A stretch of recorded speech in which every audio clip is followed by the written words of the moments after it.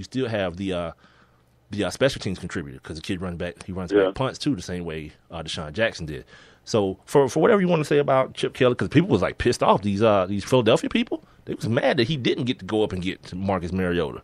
And even after he explained it, he was like, yeah, cat's out the bag. We tried. But guess what? It was too expensive. We couldn't afford it. We couldn't afford to go. Because Tennessee was like, look, before you even dial a number, you got to come with 3 first-rounders immediately to start. That's not even the deal. That's just like to get the conversation going. You need to have 3 first-rounders on the table. Yeah, Philly was like, nah, a little bit too rich for our blood. I'll stay back here at whatever we want at 20 and get Nelson 3 first-round picks and Tim Tebow. How about we just give you Tim Tebow and Christ? Could you like Jesus? Could you like Jesus on your side? That got to be worth at least 2.5 first rounders at least. You know what I'm saying? God. You know what I'm saying? Like we promised you a whole fan base of crazy people. I love debauchery. Here's a pick that I love. Your team, the Atlanta Falcons, in the 3rd round. Oh yeah. Yeah, guess what they did in the 3rd round, Rob? Got a running back. Oh, yeah. That's when you get them, too. That's when you get them. Kid from Indiana. Get you a nice 3rd round. You got Devontae Freeman from what round, Rob? Did they get him in the 3rd or the 4th round? Devontae Freeman. Is he a 3rd or 4th round dude? I think 3rd, right? 3rd, oh, yeah. Third. Yeah, that's back-to-back 3rd rounders at running back. I like that. That's where you get them dudes at, man. Get you a nice little 3rd round dude and run him to the ground. Then, too, what you can do, because you got your man coming back off the broke leg. What's my guy's name?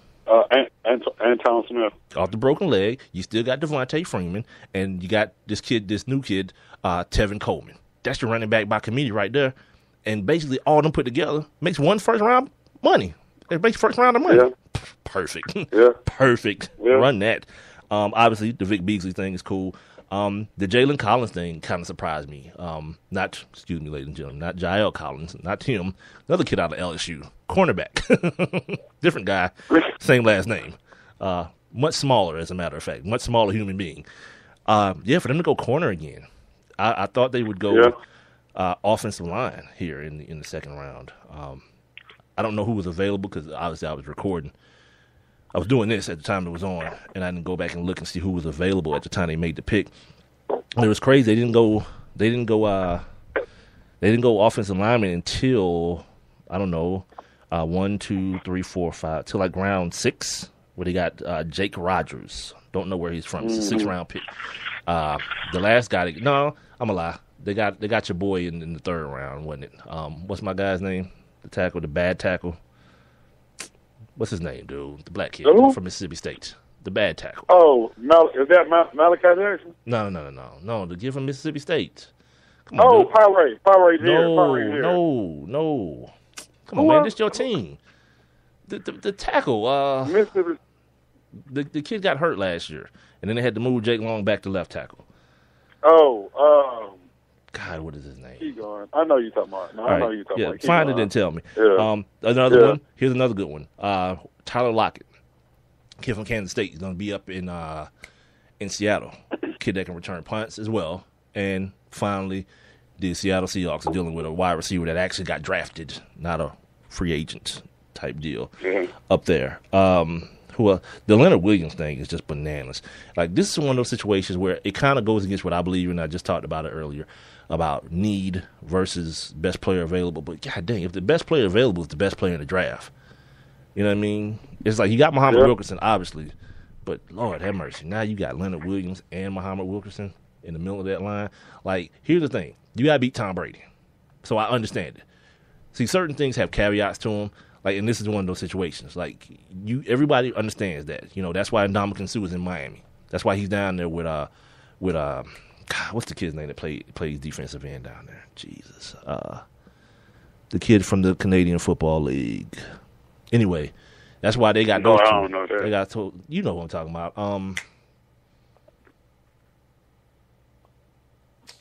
God, because played in Canada a couple years ago. Because now the name that's in my head is Clay, the tight end, but that's not who I'm talking. That's not who I'm thinking about. God, I'm seeing his face too. I'm actually seeing his face. Cameron Wake. Thank you, Jesus. Yeah.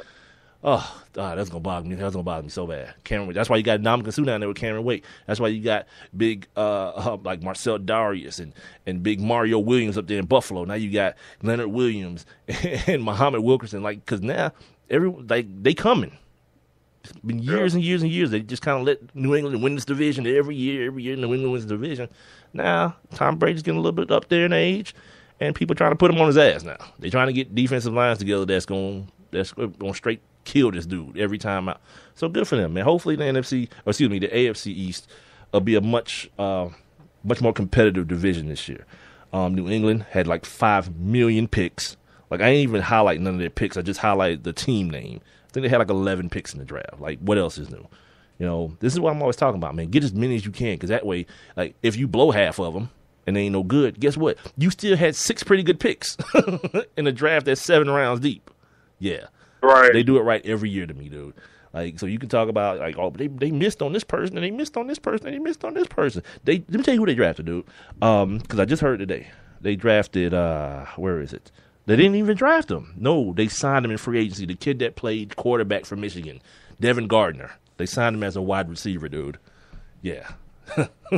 Yeah. A wide receiver? They did that. Well, he's black. You know how that goes, dog. Don't act surprised. He's a black kid. No, hold on. That can't throw the football. Really quick. Let's go back to this person.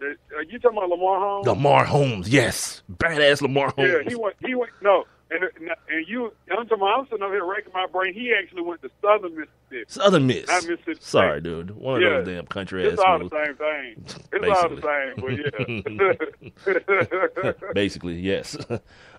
Cincinnati Bengals got Jake Fisher out of Oregon. Big athletic offensive tackle, dude that started out playing tight end for a while. So you know he got the feet to be an actual left tackle. Got him in the second round. So that felt like that was a good pick for them.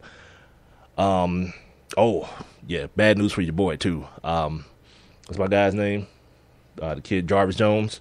Yeah, they just drafted his replacement. That officially constitutes him being a bust, dude. Bud Dupree is now headed out of Kentucky. Is headed to the Pittsburgh Steelers to play outside linebacker. And James Harrison said he's coming back. And yeah. I don't know. I mean, because I didn't really pay attention to the Steelers this season. But I know the year before. Jarvis's his rookie season. Yeah. Like, he played some good football. I mean, because he was bad. He was bad.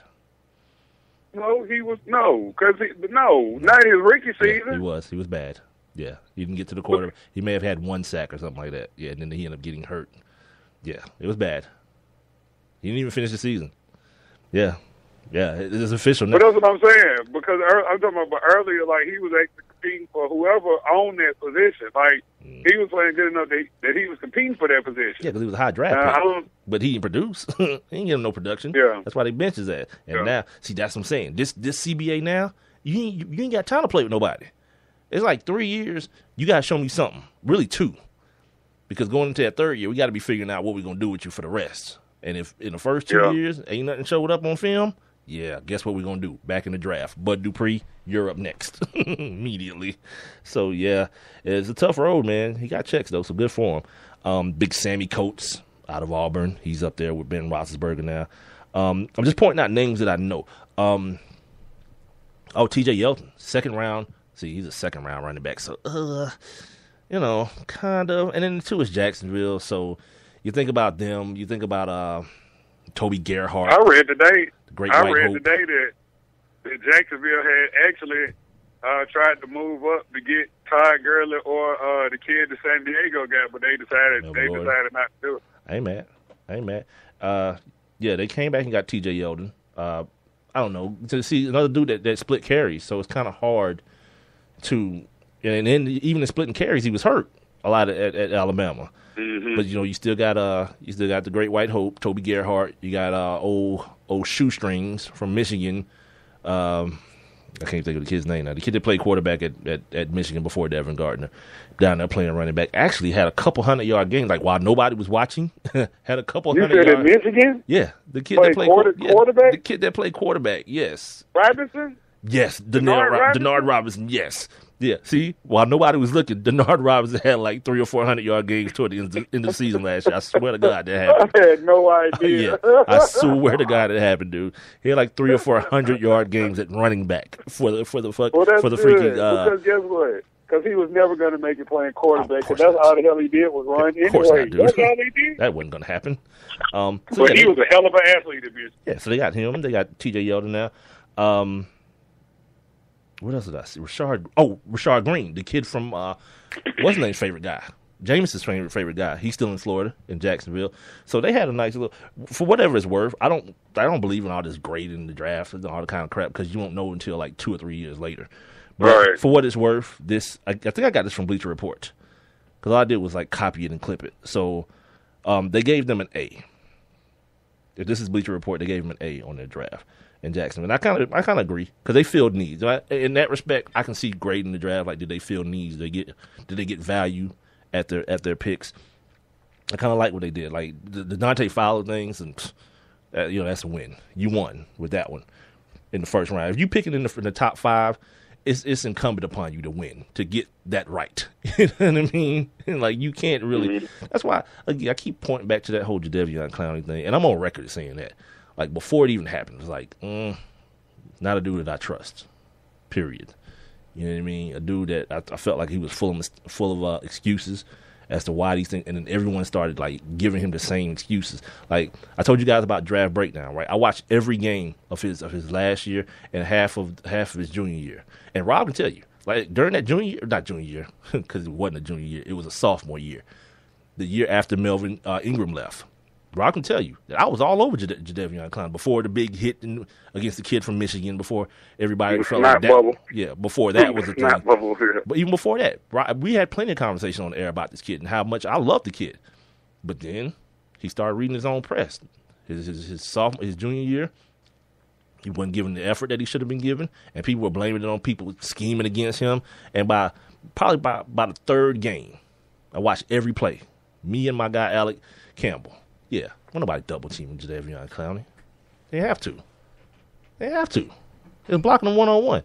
So meanwhile, the idiot Mel Kiper was like, "Yeah, see, he's getting doubled and triple teamed." Like one of those fools was like, "Yeah, it was like 3, sometimes 4." It was Mel Kiper. It was 3, sometimes 4 guys on him. Shut up. That's never happened in the history of football. It's only 11 dudes on the team. It was like 3, 4 guys on him sometimes. Shut up. No one believes that. That's why. Like, that's the stuff that makes me just lose all respect. I honestly thought that Jadeveon took off a lot that last year in South Carolina, and because he knew that he was gonna get, he knew he was gonna be a top 5 That's pick. What I'm saying. Everybody gives him that same excuse, but what happens to the other kids that know the same thing? Guys like Leonard Williams. Like, Leonard Williams played like half the season on one leg and still dominated.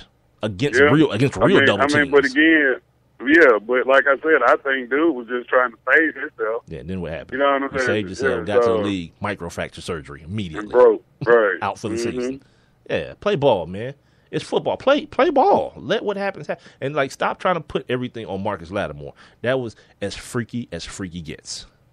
Like, don't act like that's a natural, that's like some regular occurrence. Like, a dude just shreds his leg like that every week. You know what I mean? No. It happened very, very frequently. So to say, you can understand why the kid would be cautious. All right, you give him all that you want to, but I'm going to tell you what's going to happen when the big boys step up. Like, he's about to go play with J.J. freaking Watt. You know what I mean? Yeah, mm-hmm. I'm good. Meanwhile, Khalil Mack was like, you know what? I'm from Buffalo. Watch me ball. And he balled last year. Yeah. Damn near made a Pro Bowl. First year out the box. That Oakland thing's going to be all right, ladies and gentlemen. Trust me. It's going to take a couple more years. They got Amari Cooper out there now, so they got like the whole, young, they got the kind of like the Matt Ryan, Julio Jones thing, if I can say it that way, or like the A.J. Green, Andy Dalton thing, the young guys that are going to grow together, the Matt Stafford, Megatron situation. Yeah, I like it. They about to cut James Jones because they signed Michael Crabtree in the offseason, so that wide receiver. They found him. They found. Did I say that? I meant to say signed. that was actually Freudian. I didn't mean to say that. They actually signed him. That's stupid of me. I'm such an idiot. 49ers wish they could have found Michael Crabtree. I'm such an idiot. They had old Michael Crab Apple out there with them. They trying to find Michael Crabtree too. This Philip Dorsett Speaking thing. of crab. Uh-oh. Now, speaking of